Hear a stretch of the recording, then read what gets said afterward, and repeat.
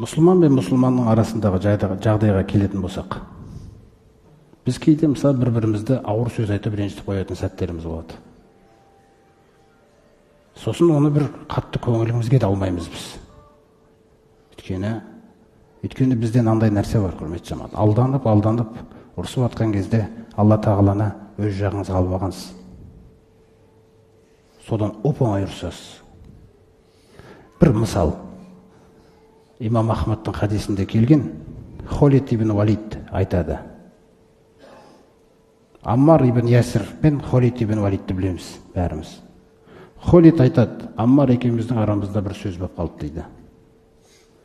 Сөйтіп, қатты батырып айтып жібердім дейді оған. Холид айтады. Аммар келді де пайғамбар саллаллаху алейхи ва Аллахтың елшісі.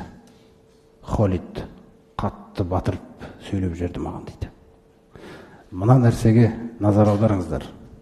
Мына мектепте де бір балаға тиісіп қойып, сосын айтып қойсаң сатқынсың деген сөз бар ғой. Ислам мүлде ұқпайды екен ол нәрсені.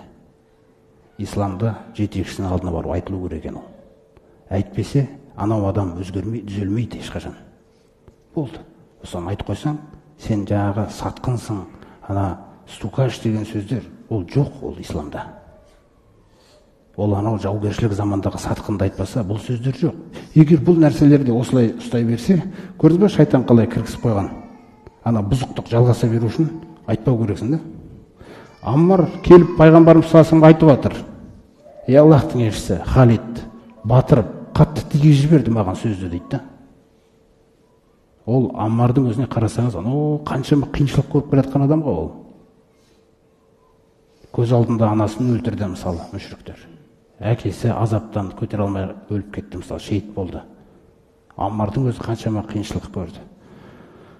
Сосын мен де бара қалдым дейді, Халид айтады. Пайғамбарымыздың қасына барған кезде мен де барып шетте отырдым дейді бүйтіп. Аммар оған мен туралы айтып жатқан кезде, одан сайын ішімде қаттылық кернеп барады дейді. Қараңыз, мұсылман бірден болмаймыз. Тәрбиеленіп отқан кезең ғой. Сонда пайғамбар саллаллаху үндемей отырды дейді. Сосын Аммар айтты: "Я Расулаллах, ей Алланың елшісі, әла тараху, көрмей тұрсың ба? Тұр ғой ана." Қараңыз, қоғамда қандай нәрсе бар. Бізде бұл понятиялар бізден кетіп қалған, құрметті жамағат. Бұның барлығы жігіттікке жатпайтын сияқты болып кеткен нәрсе болып қалғанда, ол бітті, ешкім емделмейді, түзелмейді өзде. Сонда жаңағы пайғамбарымыз үндемей отырды да андай сөзді айтқан ғой, ешкім ойламайды бүйтіп айтады деп. Мен ада Аммаран адахулла.